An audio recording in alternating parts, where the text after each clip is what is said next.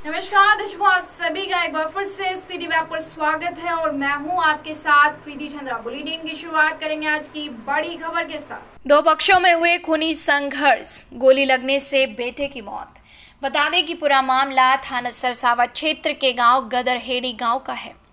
गांव में मोनू पुत्र सेठपाल व वरुण के बीच दोपहर में किसी बात को लेकर विवाद हो गया था, जिसके बाद वरुण अपने साथियों के साथ मोनू के घर पहुंचा और हमला कर दिया। इस दौरान तमंचे से कई राउंड फायरिंग भी की गई, जिसमें गोली लगने से मोनू और सेठपाल गंभीर रूप से घायल हो गए। गोली की आवाज सुनकर पूरे गांव में अफरा तफरी मच गई। मौके पर पुलिस भी पहुंची।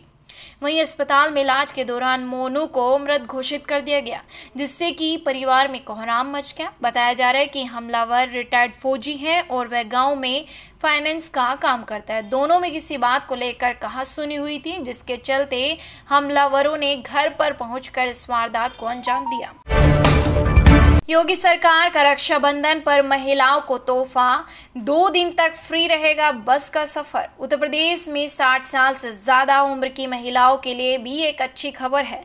योगी सरकार जल्द ही रोडवेज बसों में सीनियर सिटीजन महिलाओं का सफर भी फ्री करने जा रहे हैं। जानकारी के लिए बता दें कि बुधवार को सीएम योगी आदित्यनाथ ने कहा कि चुनाव के वक्त हमने 60 साल से ज्यादा उम्र की महिलाओं को बस में फ्री सफर का वादा किया था, जिसे जल्द ही हम पूरा करने जा रहे हैं। वहीं रक्षाबंधन पर भी रोडवेज बसों में महिलाओं का सफर फ्री रहेगा। परिवहन विभाग ने बुधवार रात 12 बजे से शुक्रवार रात 12 बजे तक यानी कि 2 दिन रोडवेज बसों में महिलाओं के लिए फ्री यात्रा का सर्कुलर जारी कर दिया है। आजादी की 75वीं वर्षगांठ को लेकर प्रधानमंत्री नरेंद्र मोदी ने जहां सभी लोगों से अपने घरों पर तिरंगा लगाने का आह्वान किया, उसी कड़ी में सहारनपुर निवासी टीवी कलाकार उर्मिला शर्मा ने अपने घर पर तिरंगे लगाने के साथ साथ पूरे घर को तिरंगे रंग से पेंट कराया है, जो कि काफी आकर्षण का केंद्र बना हुआ है।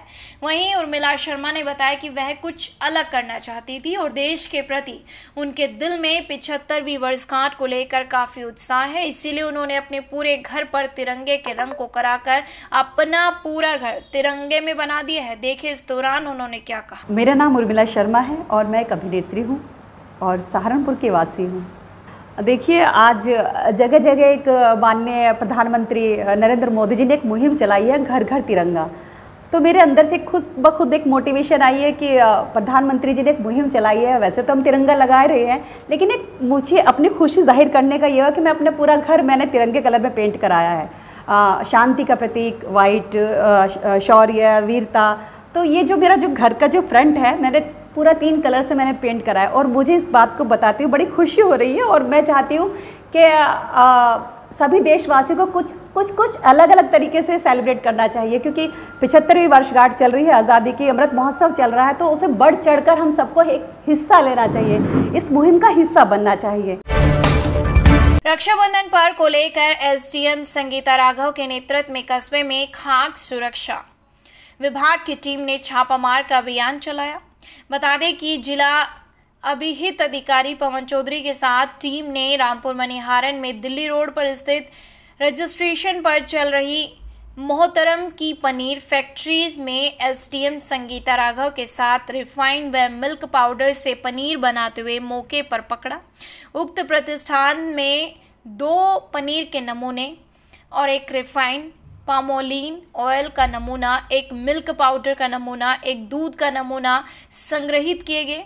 साथ ही 274 किलो मिल्क पाउडर व 223 लीटर रिफाइंड पामोलिन ऑयल, कुल लागत जिसकी कीमत करीब 16,05,160 रुपये है, उसको सीज किया गया। वहीं 1051 किलो संदिग्ध पनीर को जब्त करके नष्ट कराया गया, जिसकी कुल कीमत करीब 2,20,710 रुपये थी। यहाँ से इकट्ठे किए गए 5 नमूने जांच के लिए राज्य के लैब के लिए भेजे गए और रिपोर्ट आने के बाद ही आगे की कार्रवाई की जाएगी। 1,40,000 राष्ट्रीय ध्वज की खेप पहुंची। आज़ादी के अमृत महोत्सव को लेकर हर घर तिरंगा फहराने के अभियान के तहत पंचायती राज विभाग जिले भर में 4,67,000 तिरंगे वितरित करेगा। 1,40,000 झंडों की खेप मंगलवार को विकास भवन पहुंची थी। मुहर्रम की छुट्टी होने के बावजूद एक एक झंडे को खुलवाकर चेक करने के बाद ही वितरित किया जाएगा। पंजाब नेशनल बैंक द्वारा फॉरेक्स ऑथराइज्ड ब्रांच का किया गया शुभारंभ। ग्राहकों को मिलेगी त्वरित सुविधाएं। शिवाजी नगर शाखा दिल्ली रोड पर पंजाब नेशनल बैंक द्वारा ग्राहकों को त्वरित बैंकिंग सेवाओं को पहुंचाने के लिए शाखा का शुभारंभ किया गया।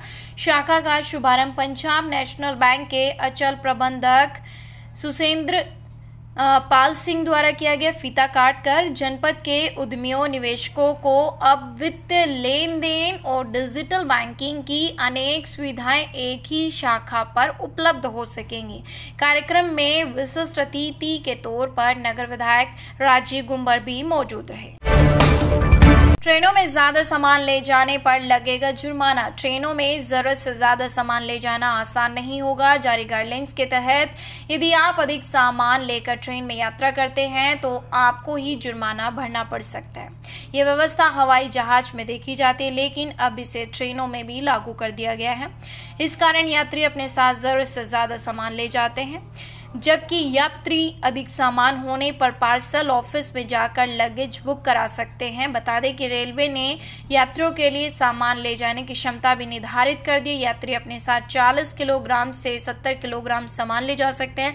स्लीपर में यात्री अपने साथ 40 किलोग्राम, AC 2 टियर में 50, जबकि AC फर्स्ट क्लास में 70 किलोग्राम तक सामान के साथ यात्रा कर सकते हैं। बता दें कि सहारनपुर स्टेशन पर रेलवे अधिकारियों ने गत माह 10 से ज़्यादा लोगों को अनबुक लगेज के साथ पकड़ा है। करीब 12,000 रुपये से ज़्यादा जुर्माना वसूला गया।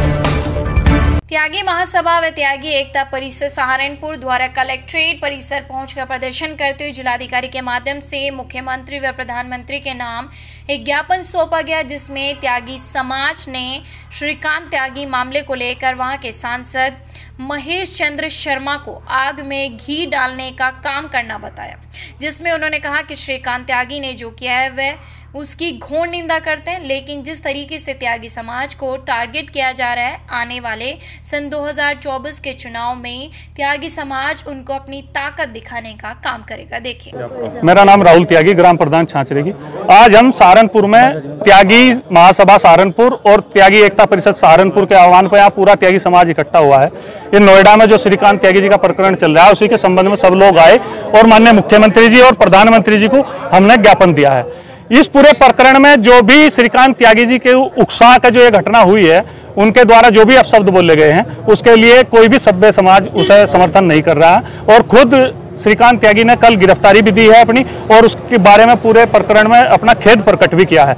लेकिन इस पूरे प्रकरण में वहां के जो सांसद है महेश चंद्र शर्मा, उन्होंने आग में घी डालने का काम किया है। वो सर्व समाज के प्रतिनिधि हैं, उन्हें इस मामले को आपस में सुलटाना चाहिए था, लेकिन उन्होंने इस पूरे प्रकरण में एक पक्षीय करते हुए त्यागी समाज को अपमानित करने का काम किया है। मैं चेताना चाहता हूं महेश चंद्र शर्मा को कि वो किसी गलतफहमी में न रहें। अगर उन्हें ज्यादा अपने पद पर घमंड है तो 2024 में त्यागी समाज उनका घमंड चूर करने का काम करेगा। और श्रीकांत त्यागी जी के परिवार पर जो राजनीतिक दबाव बनाकर अनैतिक तरीके से उन पर गैंगस्टर, गुंगा एक्ट, जो भी है अनैतिक धाराएं लगाई गई हैं, ये हम बिल्कुल इनमें कार्रवाई नहीं होने देंगे। पूरा सर्व समाज सहारनपुर से लेकर और नोएडा में जाकर ओमेक्स सिटी जो सोसाइटी, अगर उसका हमें घेराव तक करना पड़ा तो त्यागी समाज पीछे नहीं हटेगा। किसी भी कुर्बानी को देने के लिए हम समाज के लिए तैयार हैं। थाने में कबाड़ वाहन हुए नीलाम। हादसे या फिर चोरी की गाड़ियों के बरामद होने के बाद कई बार मालिक तक पुलिस नहीं पहुंच पाती। ऐसे में वाहन थाने में खड़े होते हैं और फिर कबाड़ हो जाते हैं। ऐसे ही ननौता थाने पर जब्त हुए कुल 139 वाहनों को 17 लाख रुपए में नीलाम किया गया। तिरंगा देशभक्ति का संचार करता है। आज़ादी के 75 वर्ष पूर्ण होने पर मनाए जा रहे अमृत महोत्सव को यादगार बनाने और लोगों में राष्ट्रीयता की भावना जागृत करने के लिए हर घर तिरंगा फहराने के लिए ग्रीनफील्ड एकेडमी की प्रधानाचार्य कुमुद पुंडीर व SDM रामपुर मनिहारन के नेतृत्व में प्रभात फेरी निकाल कर नगरवासियों को 11 अगस्त से 17 अगस्त तक हर घर में देश का प्यारा तिरंगा फहराने की अपील की गई। सहारनपुर से जुड़ी हर खबर पाने के लिए सब्सक्राइब करें हमारे YouTube चैनल सिटी वेब को। अगर आप हमें कोई खबर या सूचना हम तक पहुंचाना चाहते हैं, हमारे WhatsApp नंबर 8273717100 पर हमें भेज सकते हैं।